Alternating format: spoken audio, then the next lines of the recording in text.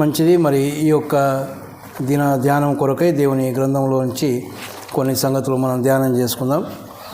కీర్తనల గ్రంథంలో నుంచే మరి ఒక మాట చదువుకొని ధ్యానం చేసుకుందాం. కీర్తనల గ్రంథం 20వ కీర్తన 20వ కీర్తన 4వ వచనాన్ని చదువుకుందాం. నీ కోరికను సిద్ధింపజేసి నీ ఆలోచన యావత్తును సఫలపరచునుగాక. చిన్న మాట ప్రార్థన చేసుకుందాం. కృపా కనికరములు కలిగినటువంటి మా పరలోకపు తండ్రి, గొప్ప దేవ, మీ ఘనమైన నామానికి స్తోత్రాలు నాయన. ఇంతవరకు మీరు నడిపించిన విధానమును బట్టి మిమ్మల్ని స్తుతిస్తూ ఉన్నాం. వాక్యం దగ్గరికి వచ్చాము నాయన, మీ వైపు చూస్తూ ఉన్నాం ప్రభువా. మీరే మాతో మాట్లాడండి నాయన. మీరిచ్చినటువంటి తలంపు మేరకు ఒక వచనాన్ని చదువుకున్నాం. నిలబడినటువంటి నేను నిష్ప్రయోజకులను కనుక నన్ను మరుగు చేయండి. నీ యొక్క ఆత్మచేత నింపండి. నాతో, మాతో, అందరితో మీరే మాట్లాడి మా యొక్క ఆత్మలను సేదతీర్చమని మా ప్రభువును రక్షకుడైన యేసుక్రీస్తు పేరట ప్రార్థించి వేడుకుంటున్నాం తండ్రి, ఆమేన్.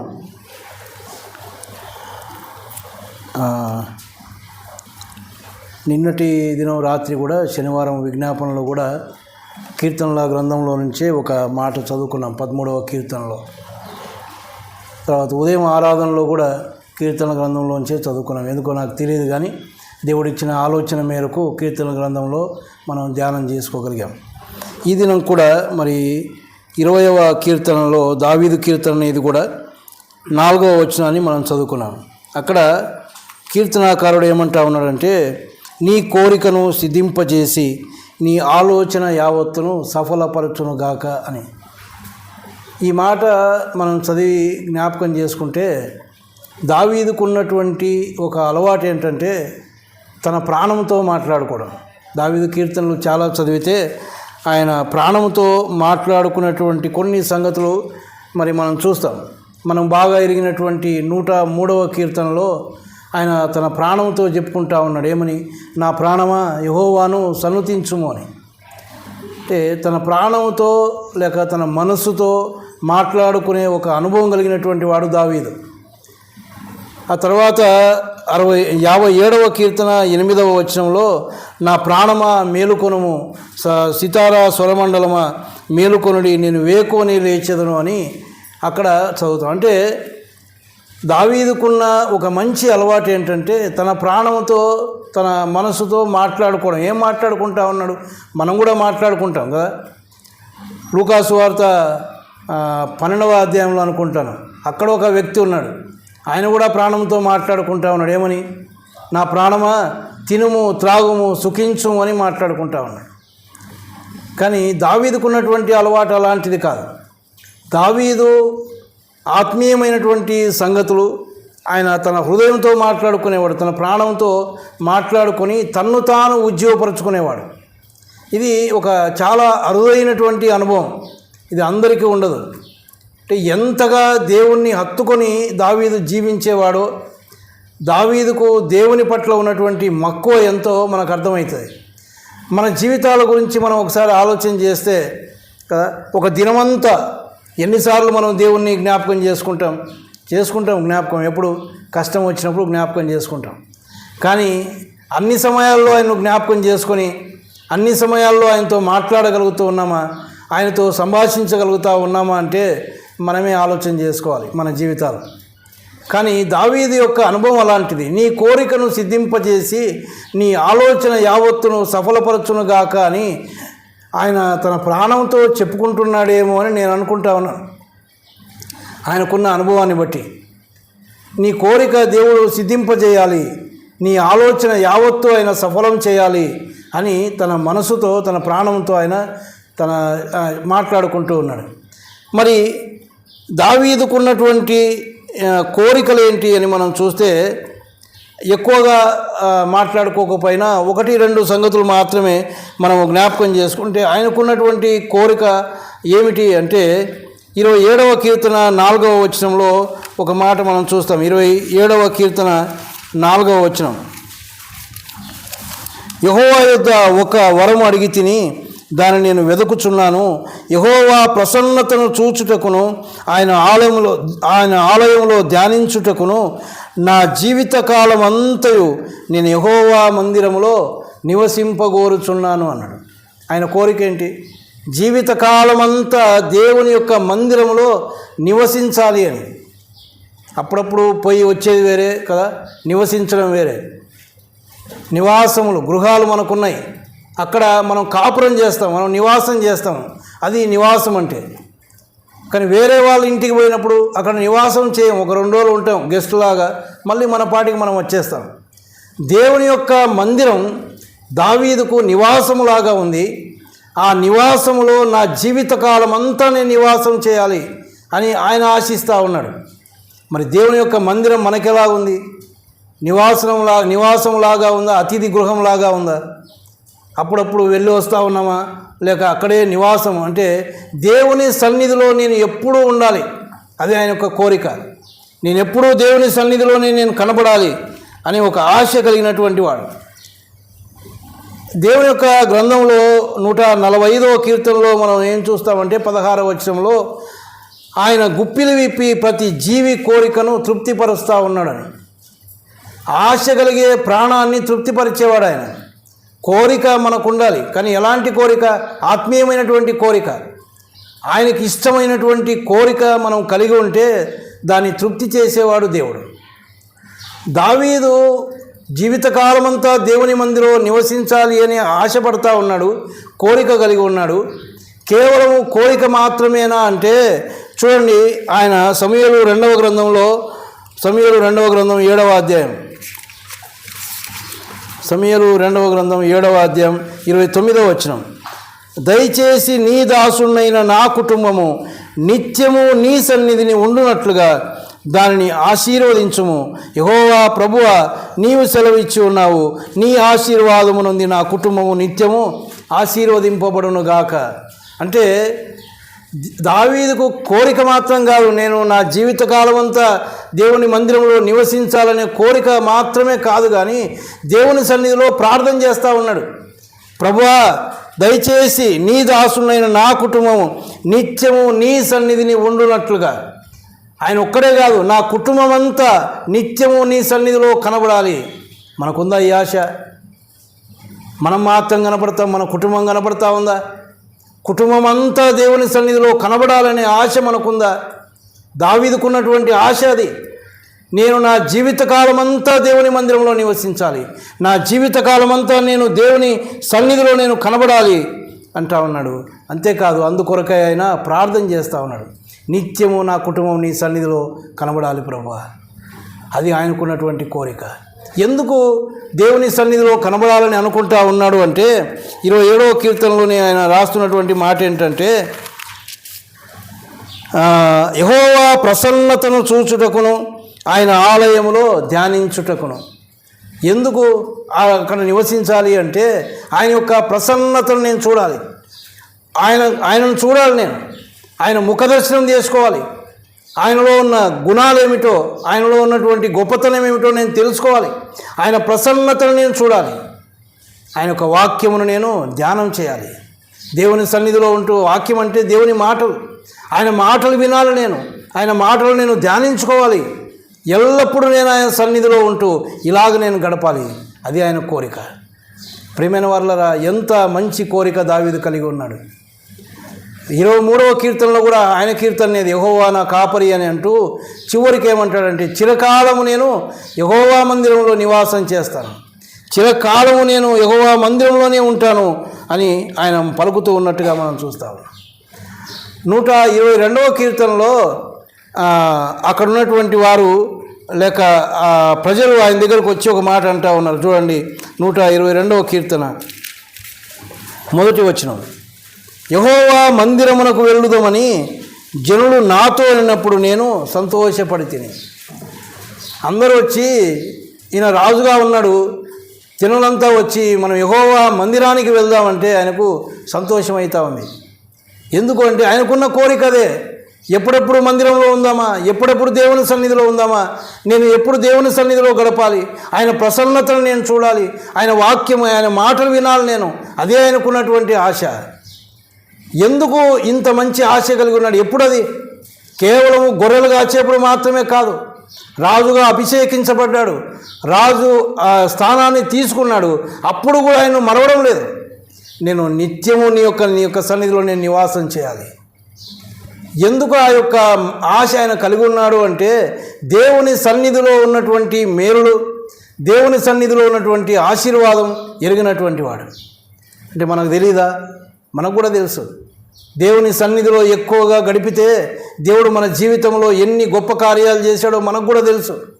కానీ దావీదులాగా ఆ కృతజ్ఞత భావం మనలో లేదు. కృతజ్ఞత కలిగిన వారమై స్థిరంగా అలాగా నిలవబడలేకపోతూ ఉన్నాం. దేవుడు చేసిన మేలు మర్చిపోయి దేవుని సన్నిధిని మనం నిర్లక్ష్యం చేస్తూ ఉన్నాం.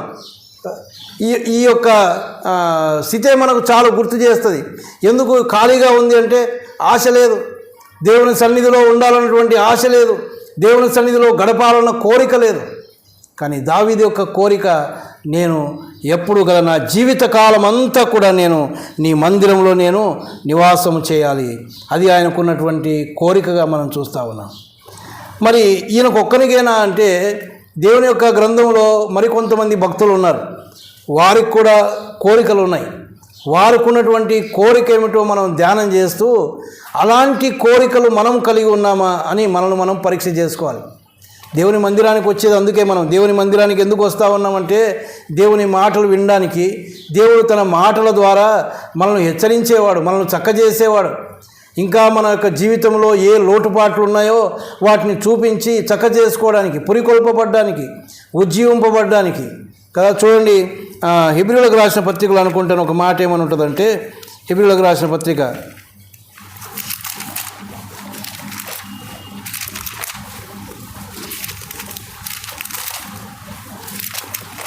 10వ అధ్యాయం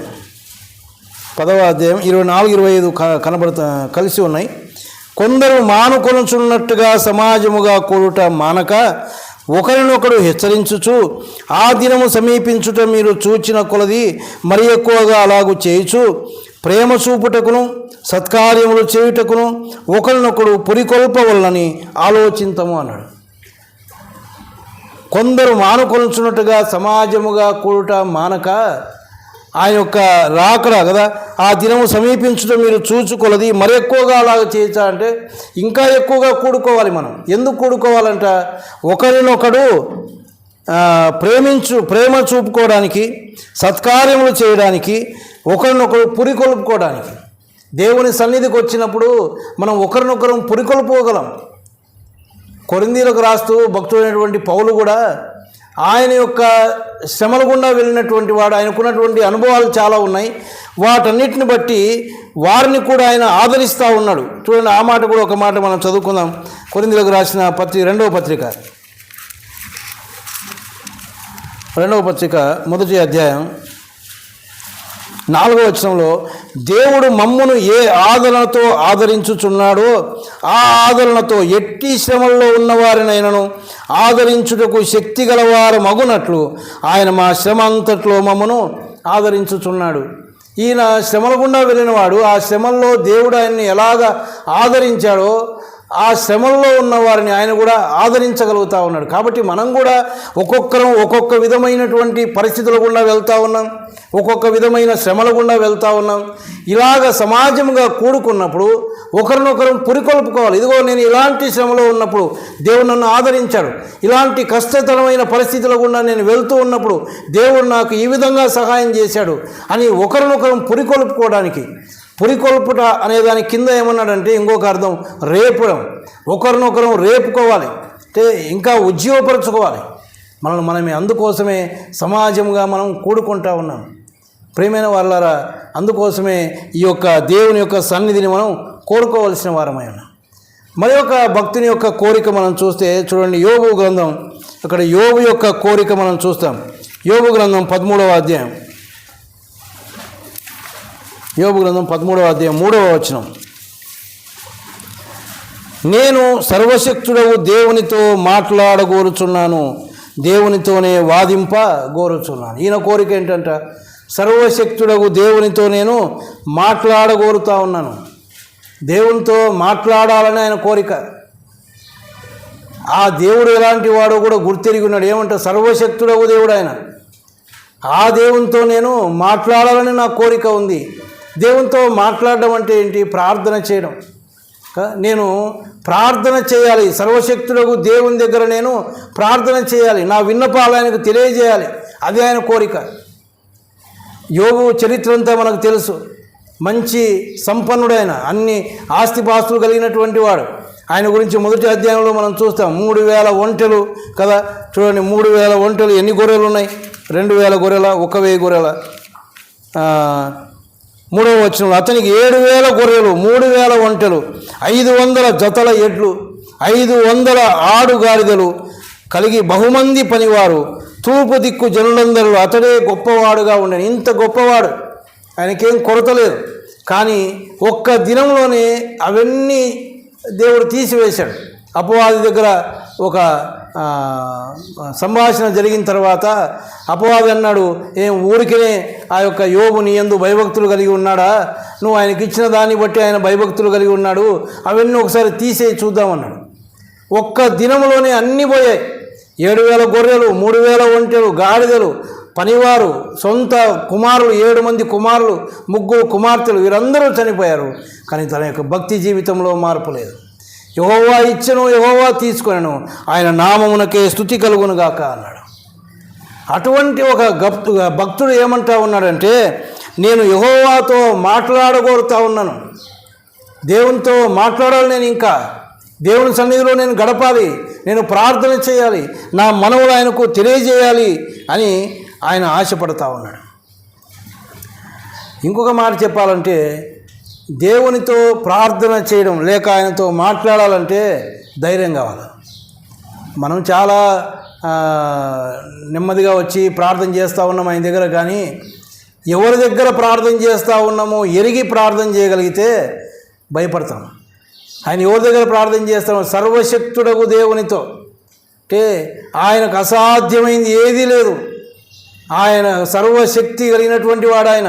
అటువంటి దేవునితో నేను మాట్లాడుతూ ఉన్నానని ఎరిగిన తర్వాత మన యొక్క హృదయాలు సరి లేకుండా, మన యొక్క జీవితాలు సరి లేకుండా ఆయన దగ్గరకు వచ్చి ప్రార్థన చేస్తూ ఉంటే ఆయన ఊరికే ఉంటాడా?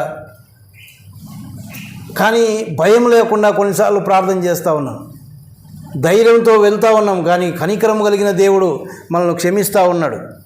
కానీ ఆయనతో మాట్లాడాలంటే ఒక ధైర్యం ఉండాలి. యోబుకు ఆ ధైర్యం ఉంది. ఎందుకు అంటే ఆయన యథార్థవంతుడు, దేవుని యందు భయభక్తులు కలిగి చెడుతనమును విసర్జించిన వాడు.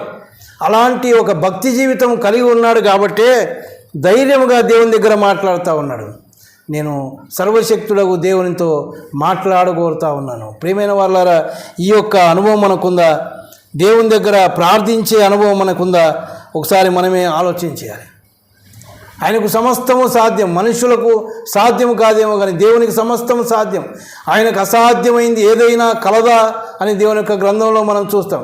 అంటే మనం ఆయన దగ్గరికి వెళ్ళి ప్రార్థన చేస్తే, మన మనవులు ఆయన దగ్గర పెడితే అది ఎలాంటిదైనా సరే ఆయన ఇవ్వగలడు.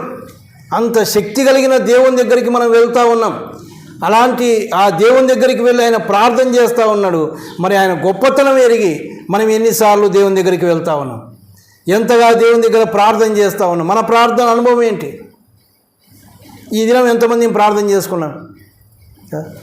ఈ దినం ఎంతమంది ఎక్కడన్నా 9:30కు ప్రార్థన కదా, 9:30కు ఆరాధన, ఉదయాన్నే లేచి సిద్ధపడితే కానీ కాదు. మంచిదే, అవన్నీ ఉండాల్సిందే. దాంతోపాటు ప్రార్థన అనుభవం ఖచ్చితంగా ఉండాలి.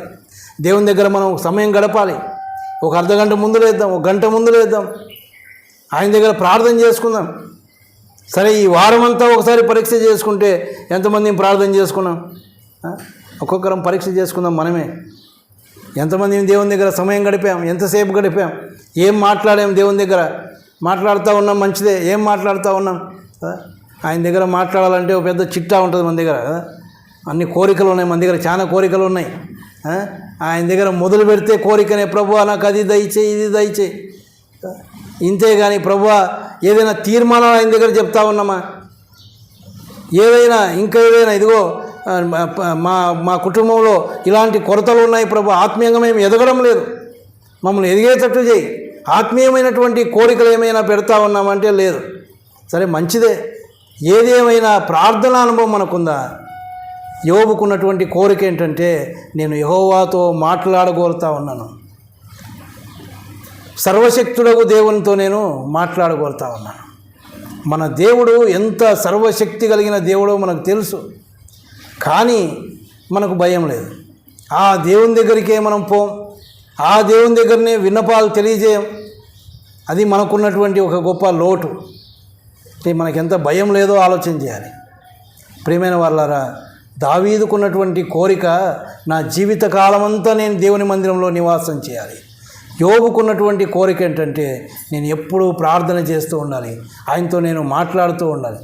నేను చాలాసార్లు చెప్పే ఒక మాట ఏంటంటే, ప్రభువుని నమ్ముకున్నాను, ఆయన మన హృదయంలో ఉన్నాడు, మనతో కూడా ఉండేవాడు, ఆయన మన ప్రక్కలో ఉంటాడు. ఆయన మరి మన ప్రక్కలో ఉంటే దేవునితో మాట్లాడుతూ ఉన్నామా? ఆయనకి ఏదైనా ఒక విషయమైనా చెప్తా ఉన్నామా? ఏదైనా సంభాషణ ఉందా మనకు ఆయనకు అంటే ఆలోచన చేయాలి. ఇది చాలా ఆత్మీయమైనటువంటి అనుభవం. దేవుడు నా ప్రక్కలో ఉన్నాడు, నాతో కూడా ఉన్నాడు అనే ఒక గ్రహింపు మనకుంటే ఖచ్చితంగా మనం ఆయనతో మాట్లాడతాం.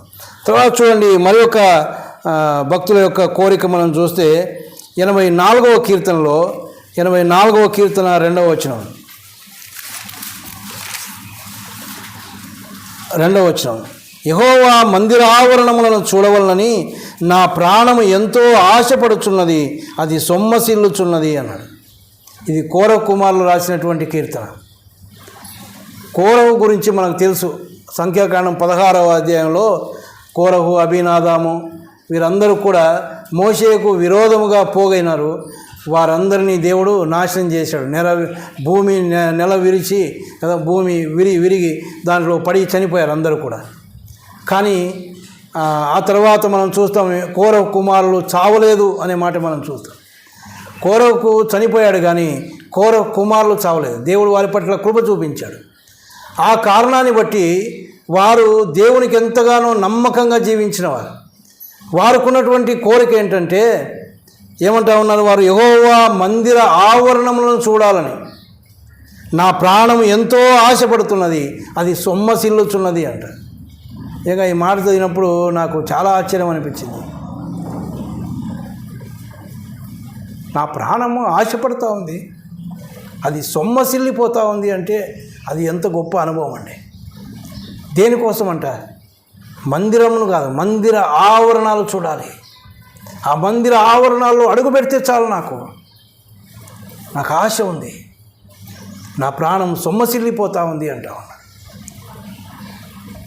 కానీ ఈ కోరహు కుమారుల యొక్క పని ఏంటి అంటే, దేవుని యొక్క గ్రంథంలో మనం చూస్తే వారు ద్వారపాలకులుగా ఉన్నటువంటి వారు. అంతేకాదు, వారు ఒక కాలంలో పాటలు పాడినటువంటి అనుభవం, వాయిద్యాలు వాయించిన అనుభవం కలిగిన వారు. దేవుని యొక్క మందిరంలో, యెరూషలేము యొక్క మందిరం కట్టబడుతూ ఉండగా వారు బయట ఉంటూ ఈ యొక్క పనులు చేసిన వారు. కీర్తనలు పాడడం, సంగీతాలు వాయించడం, ఇలాంటి కార్యాలు చేసినటువంటి వారు.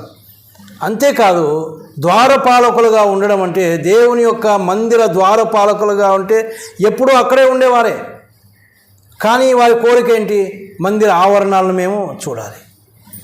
మనం ఆదివారం ఇప్పుడు అయిపోతే మళ్ళీ ఎప్పుడు కనిపిస్తామన్నా? మళ్ళీ ఆదివారం దాకా మనకు మందిరం జ్ఞాపకం రాదు. పోనీ మందిరంలో కూడికలు లేవా అంటే జరుగుతూ ఉన్నాయి. మంగళవారం ఉంది, బేస్తవారం ఉంది, శనివారం ఉంది, శుక్రవారం స్త్రీల కూడిక జరుగుతూ ఉంది. మందిరమేం మూత వేయబడలే, మందిరంలో జరగాల్సిన కార్యాలు జరుగుతూ ఉన్నాయి. కానీ మనకు ఎప్పుడు కనపడుతుంది మళ్ళీ మందిరం అంటే? మళ్ళీ ఆదివారం ఉదయం కనపడుతుంది. కానీ వీరు ద్వారపాలకులుగా పనిచేసి ఇంటికి పోయినా కూడా వీరికి ఏం కనిపిస్తూ ఉన్నాయంటే మందిర ఆవరణాలే కనిపిస్తూ ఉన్నాయి. ఆ మందిర ఆవరణాలు చూడాలి నేను అని. ఇంకొక మాట మనం చెప్పుకోవాలంటే, ప్రియమైన వాళ్ళారా, దేవుని యొక్క మందిర ఆవరణములను మనం చూస్తూ ఉన్నాం. ఎప్పుడైనా ఆవరణం అంటే ఏంటి? ఆ బయట చుట్టుపక్కల ఉండే స్థలం అంతా. ఎప్పుడైనా మందిర ఆవరణాలు చూడాలని ఆశ కలిగి చూస్తూ ఉన్నామా? ఏం కనిపిస్తుంది? మందిర ఆవరణములు కొన్నిసార్లు ఏదో ఒకటి ఉంటాయి కదా, చెత్త ఉంటుందో లేక ఉండరాంది ఏదైనా ఉంటుందో కదా. కానీ ఏం చేస్తాం మనం? చూసి చూడనట్టు పోతూ ఉంటాం. నేను చాలాసార్లు కొన్ని బయట ఏదైనా వస్తువులు పెట్టినప్పుడు కావాలని చూస్తూ ఉంటాను, చూద్దాం ఎప్పుడు తీస్తారా దీన్ని అని. వారం రోజులు అక్కడే ఉన్నాయి, కొన్ని వారం రోజులు అక్కడే ఉన్నాయి. అదే మన ఇంట్లో ఏదైనా బయట ఉంటే అట్టే ఊరుకుంటామన్నా, దాన్ని తీసుకుపోయి శుభ్రంగా ఒకచోట పెట్టుకుంటాం. అంటే ఇది మనం ఏమనుకుంటా ఉన్నాం, ఇది మంది కాదు అనుకుంటా ఉన్నాం. ఇది దేవుని మందిరం, ఆయనకు సంబంధించింది, దేవునికి సంబంధించింది, ఇది నాకు సంబంధించింది కాదు అని అనుకుంటా ఉన్నాం. కానీ కోర కుమారులలాగా అనుకోవడం లేదు. మందిర ఆవరణాలు మేము చూడాలి, ఆ మందిర ఆవరణంలో మేము ఉండాలి. ఎందుకంటే జీవము గల దేవుని దర్శించుటకు అక్కడ కూడా దేవుని యొక్క దర్శనం కనపడుతుంది, దేవుని యొక్క కార్యాలు కనిపిస్తాయి.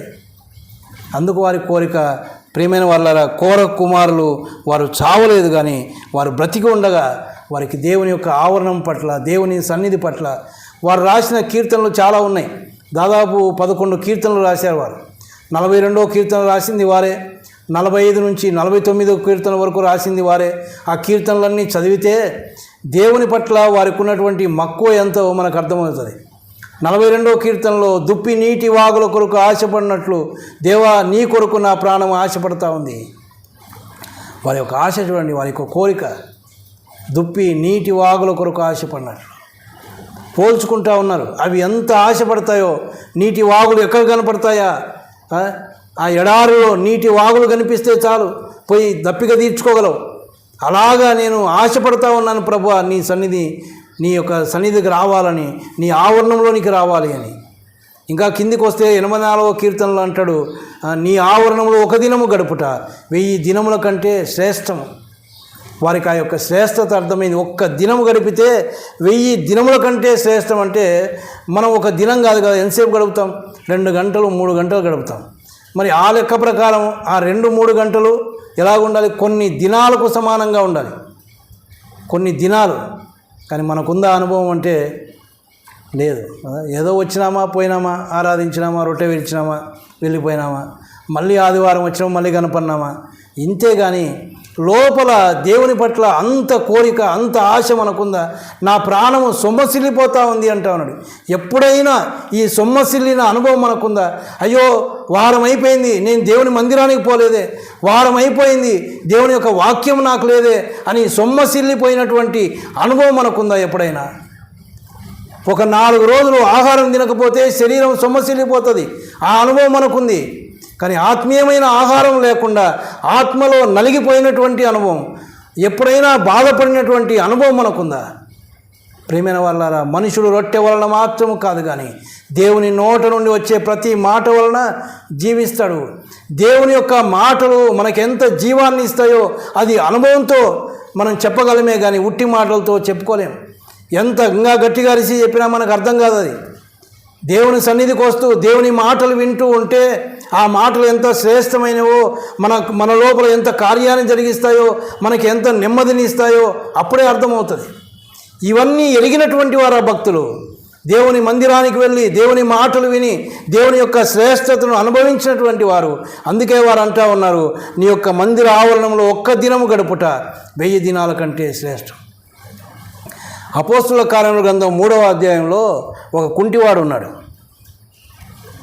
పుట్టుకతో కుంటివాడు.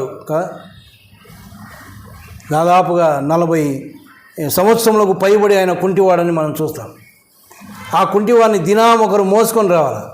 కానీ చూడండి, ఆయన అప్పుడప్పుడు వస్తూ ఉన్నాడా, ఎప్పుడు వస్తూ ఉన్నాడో ఆ మందిరానికి చూద్దాం. అపోస్తుల కార్యముల గ్రంథం 3వ అధ్యాయం 2వ వచనం. పుట్టినది మొదలుకొని కుంటివాడైన ఒక మనుషుడు మోసుకొని పోబడుచుండెను. వాడు దేవాలయంలోనికి వెళ్ళువారని భిక్షమడుటకు కొందరు ప్రతి దినము వారిని శృంగారమును దేవాలయపు ద్వారముల వద్ద ఉంచుతూ వచ్చిరి. ప్రతి దినము అక్కడ ఉంటా ఉన్నాడు, దేవాలయం యొక్క ద్వారం దగ్గర ప్రతిదినం. ఆయనకి ఎంత ఆశ చూడండి. ఒకవేళ మనం అనుకోవచ్చు, కుంటోడు కదా, అడుక్కు తినడానికి ఏదో అడుక్కుందాం కదా, కొంచెం ముందు పోతే ఏదైనా వేస్తారు కదా, ప్రతిరోజు పోతే వేస్తారు కదా. కానీ ఆయన ఆశ అదొక్కటే కాదు. ఆ వచనాలన్నీ మనం చదివితే అసలు పేతురు యోహానులు పగలు 3 గంటలకు ప్రార్థనా సమయమున అని మనం చూస్తాం. ప్రార్థనా సమయమున వారు ఎక్కి వెళ్తూ ఉంటే అప్పటికే అక్కడ ఉన్నాడు. వాళ్ళని అడుగుతూ ఉన్నాడు, వాళ్ళు ఏమన్నారు, వెండి బంగారాలు మా దగ్గర లేవని. అంటే వారికంటే ముందే అక్కడ ఉన్నాడు. వీరే ప్రార్థనా సమయానికి వెళ్తూ ఉన్నారు. 3 గంటలకు ప్రార్థన సమయం, వీరు ఆ సమయానికి వెళ్తూ ఉంటే వీరికంటే ముందు అక్కడుండి చేతులు దాపుతూ ఉన్నాడు. ఎంత ఆశ అండి దేవుని మందిరం దగ్గర ఉండాలని. ఆయనకున్న ఆశ మనకుందా? అందుకే ఆ ఆశ కలిగి ప్రతి దినం పోతూ ఉన్నాడు, ప్రతి దినం అక్కడ ఉంటా ఉన్నాడు. అందుకోసమే దేవుడు ఆయనలో కార్యం జరిగించాడు. ఏం చేశాడు? పుట్టినప్పటి నుంచి కుంటివాడైనటువంటి వాడు బాగుపడ్డాడు. పేతురు, యోహానులు వారిని బాగు చేశారు. లేచి నిలిచి గంతులు వేస్తూ దేవుని యొక్క మందిరంలోనికి వెళ్ళినట్టుగా మనం చదువుతాం. నాకు అనిపిస్తుంది ఆయన కేవలము ఏదో డబ్బుల కోసం రావడం లేదు. ఆయన దినాము ఆ ద్వారం దగ్గర ఉండి లోపల ఏమి జరుగుతూ ఉందో చూస్తూ ఉన్నాడు. లోపల దేవుని యొక్క వాక్యం వినబడతా ఉంటే వింటూ ఉన్నాడు. ఆ విన్నప్పుడు, అది చూస్తున్నప్పుడు ఆయనకున్నటువంటి ఆశ ఏంటంటే, నేను కూడా ఒక దినం లోపలికి వెళ్ళాలి, నేను కూడా లోపలికి వెళ్ళి దేవుణ్ణి ఆరాధించాలి, దేవుని స్తుతించాలి, దేవుణ్ణి కొనియాడాలన్నటువంటి ఆశ తన ప్రాణంలో ఉంది, తన యొక్క మనసులో ఉంది. ఆశ కలిగిన ప్రాణాన్ని తృప్తిపరిచే దేవుడు. ఆ ఆశనెరిగి పేతురు, యోహానుల ద్వారా స్వస్థత ఆయనకి ఇచ్చాడు. మనకు ఆశ ఉంటే ఆయన తీరు. మనకే ఆశ లేదు, మనకే దేవుని సన్నిధి పట్ల ఆశ లేకపోతే ఆయన ఏం చేస్తాడు? ఏ విధము చేతనైనా దేవుని సన్నిధికి రావడానికి ఎన్ని ఆటంకాలు ఉన్నా మనం వచ్చే విధంగా చేసేవాడు దేవుడు. అయితే ఆశ మనకు ఉండాలి. కుంటివాడే భిక్షమడుకుంటున్నాడు, కానీ ఆయనకు ఆశ, నేను ప్రతిదినం ఆ యొక్క ద్వారం దగ్గర నేను ఉండాలి, లోపల జరిగేటటువంటి ప్రతిదీ నేను చూడాలి. అందుకే ఇప్పుడు గంతులు వేస్తూ వెళ్తూ ఉన్నాడు. ఆశ కలిగినటువంటి వాని ప్రాణం దేవుడు తృప్తిపరిచాడు, స్వస్థత దొరికింది. ఇప్పుడు లేచి నిలిచి గంతులు వేస్తూ దేవుని స్తుతిస్తూ ఉన్నాడు. ప్రియమైన వాళ్ళారా, కుమారులకు ఉన్నటువంటి కోరిక ఏంటంటే దేవుని యొక్క మందిర ఆవరణాలను చూడాలి అని. మరి ఒక భక్తుని కోరిక మనం చూద్దాం. చూడండి, కొత్త నిబంధన గ్రంథంలో అపోస్తుల కార్యంలో రోమిలకు రాసిన పత్రిక 10వ అధ్యాయం 1వ వచనం.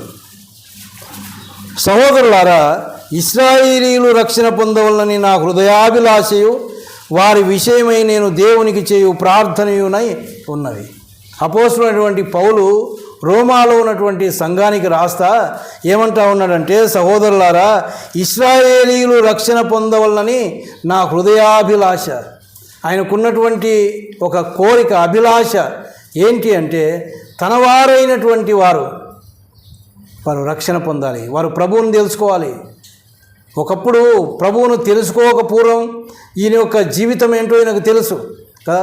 ఒకప్పుడు నేను హింసకుడను, దూషకుడను అన్నాడు. ఒకప్పుడు దేవునికి దూరంగా ఉన్నటువంటి అనుభవం ఈయనకు తెలుసు. దేవుణ్ణి నమ్ముకున్నాక అనుభవం తెలుసు. అందుకే ఇప్పుడు అంటా ఉన్నాడు, నా యొక్క ఇశ్రాయేలు రక్షణ పొందాలి, అదే నా యొక్క హృదయాభిలాష. నా వారు, నా కుటుంబం, నా ప్రజలైనటువంటి వారు ఇంకా ఎందరో ప్రభువుని నమ్ముకోలేదు, వారందరూ ప్రభువుని నమ్ముకోవాలి, అది నా కోరిక. ప్రియమైన వాళ్ళారా, మనకుందా ఈ కోరిక? మనం నమ్ముకున్నాం ప్రభువుని, మంచిదే. మన ఇంటి వారందరూ ప్రభువుని నమ్ముకున్నారా? మన బంధువులందరూ ప్రభువుని నమ్ముకున్నారా?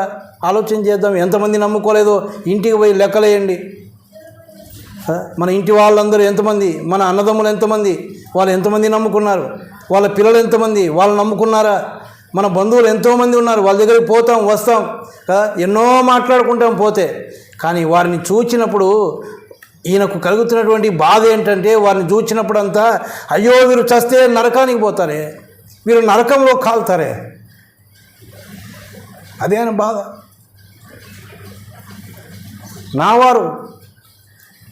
నావారు అని పోతాం, ఎంతో ప్రేమ మనకు.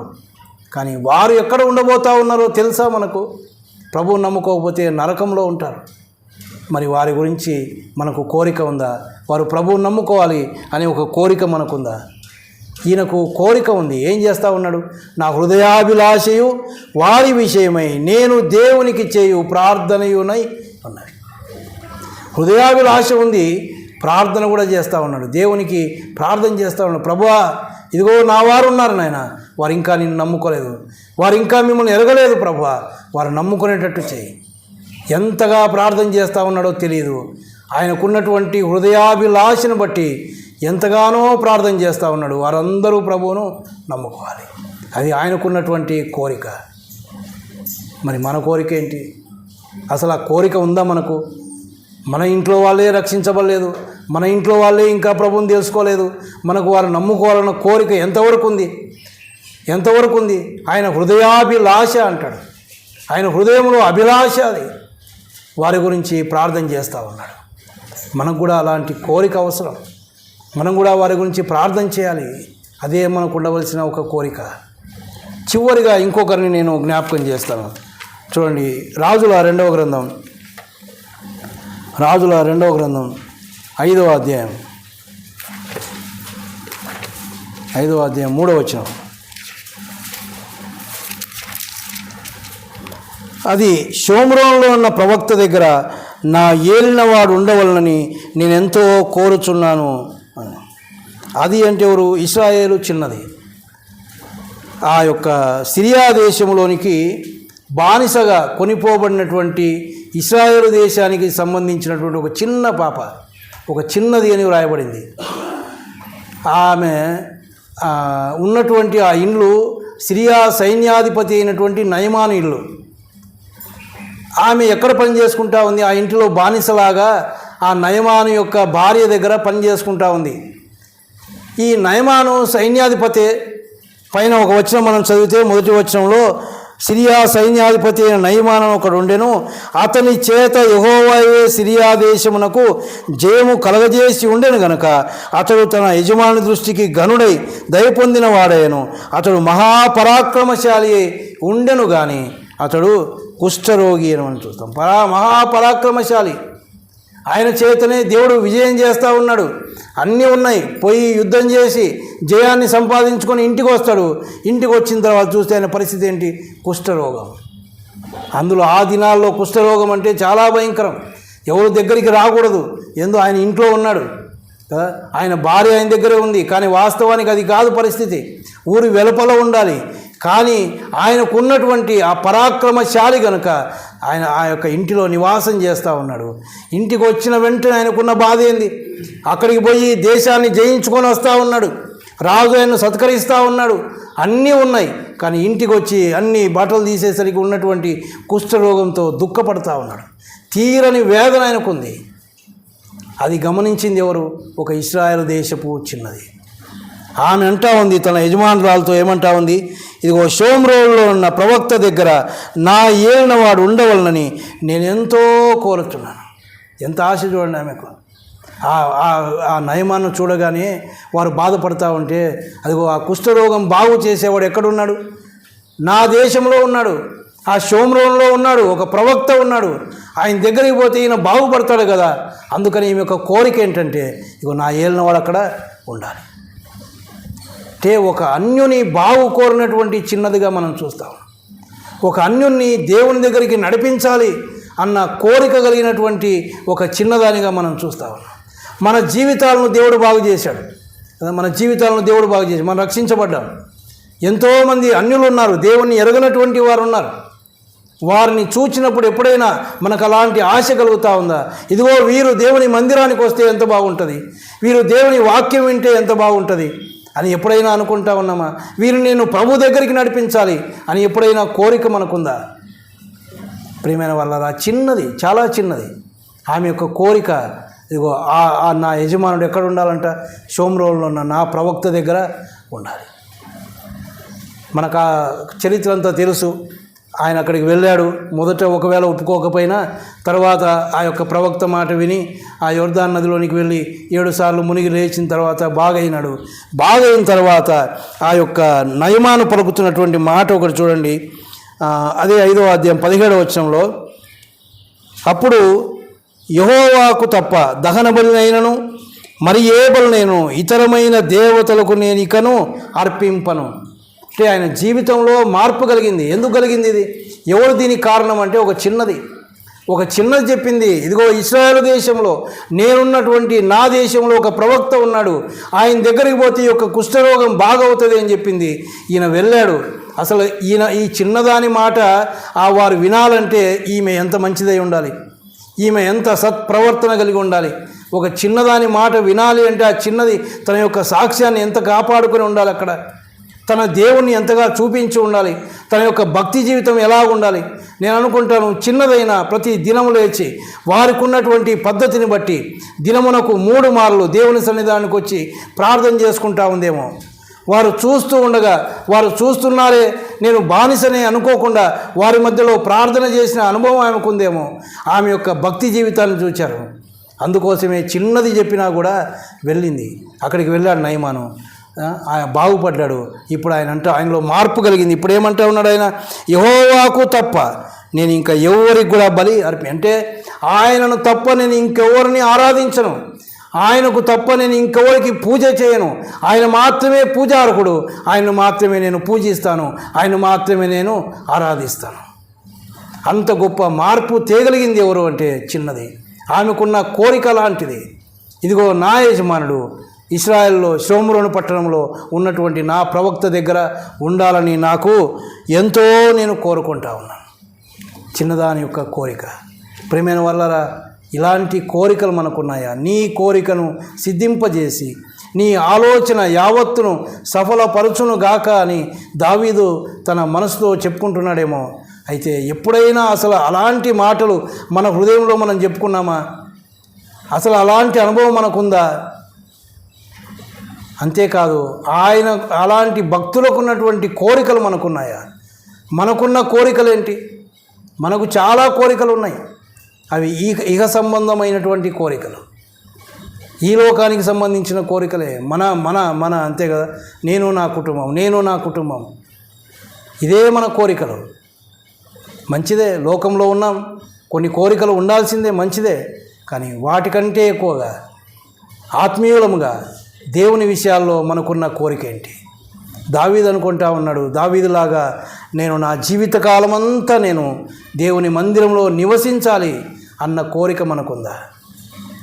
యోబులాగా నేను సర్వశక్తులకు దేవునితో మాట్లాడగోరుతున్నాను, నేను ఆయన దగ్గర ప్రార్థన చేయాలి, ప్రార్థించే జీవితం నాకు కావాలి అని మనం ఎప్పుడైనా కోరిక కలిగి ఉన్నామా?